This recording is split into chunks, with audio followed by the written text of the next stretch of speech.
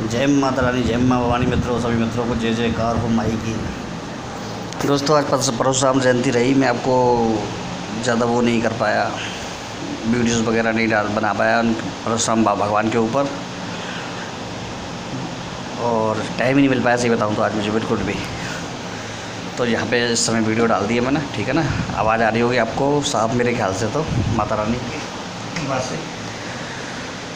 आप तो अपने ज्योतिष के ग्रुप वगैरह में नहीं जा पाया। सब लोग मुझसे पूछते हैं मित्रों कि जो अक्षय तृतीया है कल, उसमें कौन सी साधनाएं की जाती हैं। देखिए मित्रों, मैं आपको एक बात बता दूं। अक्षय तृतीया के दिन पहले तो एक साधना होती है विष्णु भगवान की, ठीक है मित्रों, और एक साधना होती है लक्ष्मी जी की। क्योंकि अक्षय तृतीया होती है, उसमें ऐसी साधनाएं होती हैं जिसमें कोई भी चीज़ अक्षय यानी कि बहुत सारी हो जाए, जिसका कभी क्षय ही नहीं हो, जो ख़त्म ही नहीं हो। तो ऐसे साधनाएं होती हैं, तो वो मैं आपको जानकारी दूंगा आज। एक जानकारी, अच्छा, कई मित्रों ने मुझसे, कई लोग पूछते रहते हैं मुझसे, कई मेरे शिष्य वगैरह के, अखिल तिवारी से आपकी बातें होती हैं कि नहीं होती हैं। तो बिल्कुल होती हैं सब। अखिल तिवारी ने मेरी क्या दुश्मनी अखिल भाई से, हमारे से भाई शिष्य है मेरा, तो बात तो होंगी ना। तो बात होती रहती है, ऐसी कोई बात नहीं है। कुछ लोग कहते हैं अरे गुरुजी आपसे बातें बंद, उसकी ख़त्म हो गई, लड़ाई झगड़ा हो गया क्या आपका। तो और कोई हमारा, कुछ लोग समझते हैं कि जैसे कि पहले कई बार हल्ला मचा गया था कि पैसे उसने रख लिए वगैरह वगैरह। ऐसा कुछ भी नहीं है। वो बंदा ऐसा नहीं है, वो मन का बिल्कुल साफ़ आदमी है, बिल्कुल। क्योंकि अगर साफ़ आदमी नहीं होता तो अब तक मेरा शिष्य रहता क्या, नहीं रहता। औरों की तरह वो कुछ भी कर सकता था, बदमाशी दिखा दें, ऐसा नहीं है। लेकिन अच्छा, और बात होती है, बाकायदा होती हैं, और कई बातों में मुझे बताता भी है वो। और इसलिए मेरा बिल्कुल वही गुरु शिष्य का परंपरा चल रही है हम दोनों की आपस में।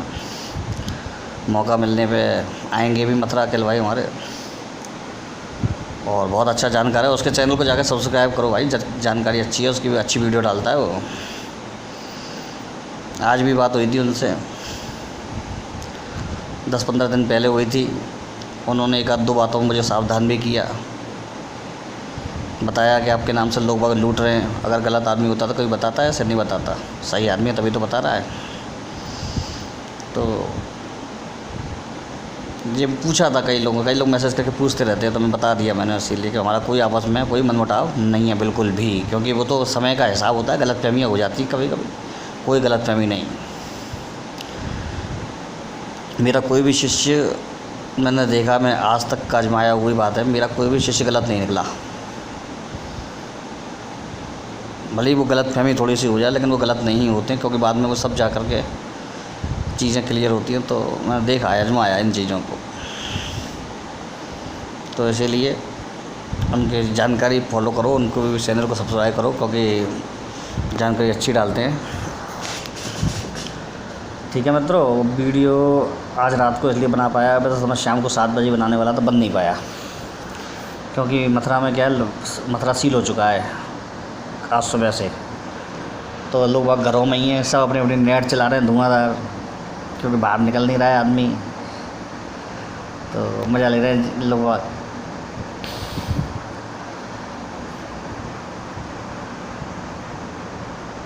अब हम आते हैं लक्ष्मी की। हम जो बताया था वीडियो में ना, क्या लक्ष्मी के, और उसके ऊपर बनेगा अक्षय तृतीया के ऊपर। अक्षय तृतीया में कोई भी सामान अगर आप खरीदें, कोई बहुमूल्य वस्तु खरीदोगे तो वो अक्षय रहती है, ठीक है। और कोई अगर जाप करोगे, कोई क्रिया करोगे, वो भी अक्षय होती है। तो क्या करना चाहिए ऐसा कि अक्षय तृतीया को आपको लाभ हो। तो उसके लिए क्या करना चाहिए आपको, उसके लिए मैं बता दूँ आपको। बहुत अच्छी चीज़ बता रहा हूँ आपको मैं, बहुत अच्छी चीज़ ये बता रहा हूँ कि अक्षय तृतीया के दिन जो भी मंत्र, जो भी क्रिया करेंगे आप, उसको आप उस दिन केवल अक्षय तृतीया, कल के दिन है अक्षय तृतीया, केवल उसी दिन ना करें, उसको आप आगे और लंबी खींचने की कोशिश करें। जैसे अक्षय तृतीया को अपने लक्ष्मी का मंत्र है, जैसे ओम श्रीम ह्रीम क्लीम महालक्ष्मी नमः, ठीक है। इस मंत्र के अक्षय तृतीया को 31 माला करिए। मैं एक पूर्ण विधान बता रहा हूँ आपको। गणेश जी का मंत्र करने के बाद इस मंत्र की बैठ करके, बिना माला के बैठ करके, और एक सिक्का लीजिएगा। उस सिक्के पर हल्दी, पानी में थोड़ी सी हल्दी मिला के उस सिक्के को ऊपर चढ़ा लीजिएगा। उसको सिक्के को उसमें डुबा लीजिएगा, समझ लीजिए, फिर सामने रख लीजिएगा, ठीक है।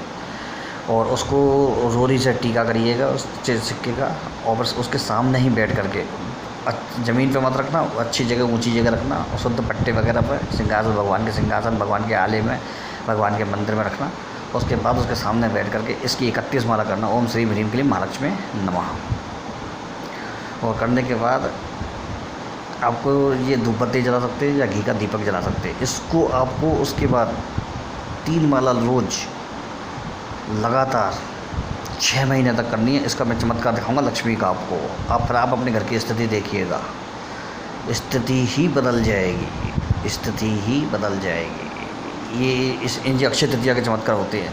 अच्छा, एक बात और है, अक्षय तृतीया को करने वाले जो मंत्र प्रयोग होते हैं वो अक्षय ही होते हैं, यानी लंबे चलने वाले होते हैं। अक्षय तृतीया को कभी भी छोटे छोटे टोटके नहीं करने चाहिए अगर आपको वास्तव में लक्ष्मी की चमत्कार देखने हैं। अब अक्षय तृतीया को हनुमान जी की एक साधना बता रहा हूँ आपको। ओम ह्राम ह्रूम ह्रीम ह्रैम ह्रौम हम हनुमते रुद्र अंशाय नमोस्तुते। बहुत धीरे बोल करके मैंने बता दिया है आपको। इस मंत्र को 41 माला अक्षय तृतीया के दिन करने का विधान है। और वही साधक करें जिन्होंने कभी हनुमान जी की पूजा की है, अन्यथा ये मंत्र उनको नुकसान दे जाएगा। नुकसान क्यों दे जाएगा? उग्र मंत्र है, इसके बीजों से ही आप अंदाज़ा लगा सकते हो, उग्र मंत्र है। और एक साधु ने मुझे दिया था गंगा किनारे पर, तो लिख के दिया था बाकायदा। तो इस मंत्र को 41 माला अक्षय तृतीया के दिन, होली के दिन, दीपावली के दिन, धनतेरस के दिन बता दे रहा हूँ, और अक्षय तृतीया के दिन, सूर्य ग्रहण और चंद्र ग्रहण, ये 5-6 तिथियाँ ऐसी पड़ती हैं तभी ये मंत्र होता है। और उसके बाद इस मंत्र की 3 माला रोज़ 11 दिन तक करनी है। उसके बाद ये मंत्र आपको जलवा दिखाना शुरू कर देता है। ये हर चीज़ में काम आता है, ध्यान रखिएगा। हारी, बीमारी, रोग, धन की बाधा, धन का नाश हो जाए तो उसको सही करने के लिए सब चीज़ों में काम आता है ये, ठीक है ना। और करने के बाद इसकी ऊर्जा आपको महसूस भी होने लग जाएगी थोड़े समय बाद ही। इस मंत्र की ये ऊर्जा की खासियत भी है। इसके बारे में कोई माला निर्देश नहीं दिया है उन्होंने मुझे, कोई उन्होंने आसन का निर्देश नहीं दिया है। और लेकिन एक निर्देश जो अवश्य दिया था उन्होंने कि हनुमान भक्त के लिए ही है केवल ये, जिसने हनुमान जी की और राम जी की भक्ति की हो, उसके अलावा ये किसी को देना मत। तो इसीलिए मैं आपसे पहले कह देता हूँ, मैंने दे तो सबको दिया है, क्योंकि मुझे आपसे कुछ नहीं छुपाना है। दे तो मैंने सबको दिया है, लेकिन जो मैंने बंधन बताया हनुमान जी की, राम जी की भक्ति के अलावा ये कोई करे नहीं, क्योंकि नुकसान का वो स्वयं जिम्मेदार होगा। क्योंकि जब साधु, इतने बड़े साधु थे, उन्होंने बताया तो कुछ ना कुछ बात होगी। और उन साधु का चमत्कार बता दूं मैं आपको। उन साधु का चमत्कार ये बताऊं कि मैं उनके पास भंडारे में गया था एक बार। भंडारे का मैं खाना कभी नहीं खाता, तो उन्होंने, बाबा ने बुलाया, वो नागर जी कहते थे मुझे, नागर जी इधर आओ। तो मैं आया, हाँ बाबा जी बोलिए। तो बोले, बाबा जी बोले आओ प्रसाद पाओ। तो मैंने कि किसका है? उन्होंने मुझसे जब मैंने कहा ना किसका है, तो उन्होंने कहा बंसी वाले का है। मैंने बंसी वाला? अच्छा, कृष्ण भगवान। तो बोले चाहे जिसका मान लो, जिसको तुम सेवा करते हो, तुम हनुमान की सेवा करते हो, हनुमान का मान लो, शंकर की करते हो, शंकर का मान लो, उसका ही प्रसाद है। तो मित्रों मैं देख रहा था कि सब लोग खाने लग गए मित्रों। तो मेरे दोस्त साथ में गए थे 2-3, वो भी खाने लग गए साहब, गंगा किनारे पे, रेत के मैदान में। अब मित्रों मैं आपको आश्चर्य की बात बताऊं कि वो खाने लिए सबने। थोड़ा प्रसाद मुझे भी चखने को बाबा ने दिया, तो मैंने अनादर नहीं किया उसका। थोड़ा सा प्रसाद, सब्जी और 4 पूड़ी, और कुछ जाने कौन सा मीठा था। मीठा तो मैं खाया नहीं, लेकिन सब्जी और पूड़ी मैंने चखने के लिए मैंने एक पूड़ी ली और थोड़ी सब्जी ली मैंने, ठीक है, पत्तल के ऊपर ही। और जब मैंने खाई तो मित्रों मुझे इतनी अच्छी लगी वो सब्ज़ी, तो मैं बता नहीं सकता हूँ आपको। तो मैंने बाबा से पूछा, बाबा ये सब्ज़ी किस चीज़ की थी, ये ऐसी हरी हरी सी मिक्स सी? तो कुछ नहीं बताया बाबा ने। नहीं, बाद में बताऊँ, बाद में खा लो, पहले खा लो, यहीं प्रसाद है, आश्रम का ही प्रसाद है वो। अच्छा, वो कुटिया बनी हुई थी ना बाबा की मित्रों, वो कोटिया बाबा की ऐसे चमत्कार मैंने जीवन में बहुत देखे हैं, इसलिए तो कहता हूँ मेरे अनुभव पे अगर मैं बनाऊँगा तो किताब बन जाएगी पूरी। मैंने चमत्कार बहुत देखे हैं ऐसे। तो क्या हुआ, फिर मैं घूमता घूमता पीछे जब बहुत सारे जहाँ आदमी लग रहे थे, मैं वो भट्टी चल रही थी तो वहाँ चला गया उधर घूमते घामते। तो मैंने क्या देखा कि पानी में घास भीजी हुई है, जो वहाँ मैदानों में घास उगती है ना मित्रों, घास भीजी हुई है, थोड़ी सी पालक है और बस थोड़े से आलू हैं। उन्होंने उसको डाला और थोड़ा सा उन्होंने जीरे का और राई का बस केवल तेल में लगा के तड़का लगाया, उसी में इतना स्वाद आ रहा था। अब मैं आपको बता देता, थोड़ा नमक डालते थे वो लोग। तो मैंने देखा और सैकड़ों आदमी खा के लाइन लगा के मेरे सामने, सैकड़ों आदमी, और सब लोग तारीफ़ कर रहे थे स्वाद, मतलब उसकी स्वाद की। तो उन्होंने नहीं कि घास का सब्ज़ी बना दी इन्होंने, घास में पालक मिला के, ज़्यादातर घास ही थी उसमें। तो मित्रों सोचो आप, ऐसे चमत्कारी बाबा बैठे हुए हैं देश में, उनने दिया था वो हनुमान जी का मंत्र मुझे। और वो मुझे बहुत मानते थे, जिसको कहते बहुत मानना। मैंने उनको कभी 1 रुपया नहीं दिया, और एक आध दो बार मैंने ज़्यादा से पैसे देने भी चाहे तो उन्होंने साफ मना कर दिया था मुझसे कि नहीं, तेरा नहीं ले सकते हम, ऐसा कह दिया था उन्होंने। मैं उस समय सोचता हूँ कि ऐसा उन्होंने क्यों कहा था कि तेरा नहीं ले सकते, आज तक उसका जवाब नहीं मिला मुझे। लेकिन अब कभी कभी सोचता हूँ कि क्योंकि मैं भी उन्हीं की राह पे हूँ, तो बाबा ने बाबा से नहीं लिया, क्योंकि मैं भी एक तरह से बाबा ही हूँ, तो बाबा ने बाबा से नहीं लिया। मैं ये सोचता हूँ। अब एक बार बात ही बात में उन्होंने कहा था कि जितनी उम्र मेरी है उतनी उम्र पर तुझे पूरा संसार जानेगा। धीरे धीरे उस लक्ष्य की तरफ बढ़ तो रहे हैं। देखो मित्रों क्या होता है आगे, जानने तो लग गया, लेकिन देखते आगे और क्या होता है। सब हो तो वही जो राम दशहरा का, मैं तो राम जी के ऊपर चलता हूँ, मैं तो माँ बगला के ऊपर चलता हूँ। तो उन बाबा का ये मंत्र है, उनके चमत्कार को मैंने साक्षात देखा है। तो मंत्र फेल नहीं होगा, आप फेल हो सकते हो, आप गलती कर सकते हो। इसीलिए बहुत सावधानी से करना, अच्छी तरह से करना। बाबा शायद मेरे ख्याल से इसी मंत्र को करते थे। भगवान परशुराम की जो जयंती का जो मामला था मित्रों आज, तो मैं आपको एक बात बता दूं भगवान परशुराम के बारे में। चलो मैं नीचे एक जानकारी डाल दूंगा आपको, पूरी जीवनी उनकी आप पढ़िएगा इसी पोस्ट में नीचे की तरफ, भगवान परशुराम की। और ऐसा मेरे ख्याल से ऐसा ऋषि साधु संत कभी भी इस संसार में नहीं हुआ है। इतना तेज आवेश, 21 बार धरती से क्षत्रियों का नाश कर दिया था उन्होंने, राजाओं का। समझ लीजिए आप, इतना भयंकर आवेश, जिसको कहते हैं समूल नष्ट कर देना, वो कर दिया था। इतना भयंकर क्रोध था उनके अंदर। केवल थोड़ी सी मतलब एक चीज़ हो गई, कार्तवीर्य अर्जुन ने उनके पिताजी का वध कर दिया, हत्या कर दी थी। उसी का प्रतिशोध लेने के लिए उन्होंने संकल्प लिया था कि मैं समस्त पूरी पृथ्वी पे से, पूरे इस जगत पे से क्षत्रियों का नामो निशान मिटा दूंगा, इनका वंश विहीन कर दूंगा इनको। ये संकल्प लिया था उन्होंने उस समय पर। तो उन्होंने अपने संकल्प को पूरा किया। आपको मालूम है आज भी ब्राह्मण में, आपने शायद ब्राह्मण का रौद्र रूप अभी देखा नहीं है। जैसा चाणक्य का रूप था, उसने राजा के राजा मरवा दिए, नष्ट करवा दिए राज्य के राज्य।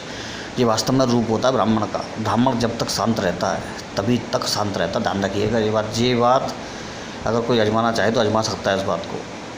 ब्राह्मण में और जातियों में यही अंतर है। जब तक ये सौम्य रहता है, आपको मालूम है, जब तक दबता रहेगा, लेकिन जब इसका ज्वालामुखी फूटता है तो सामने वाले की खैर नहीं है। बिल्कुल जैसे कहते हैं ना, और लोग तो क्या मारते हैं, जब मार के छीतरे कर देता है। ये मैंने देखा, क्योंकि आवेश आ जाता है, और आवेश होता है इसके अंदर ब्रह्म का, और ब्रह्म का जब आवेश बिगड़ता है तो बड़ा बुरा होता है। तो ये अनुभव रहा है, ब्राह्मण का जो आवेश होता है बहुत ख़राब होता है।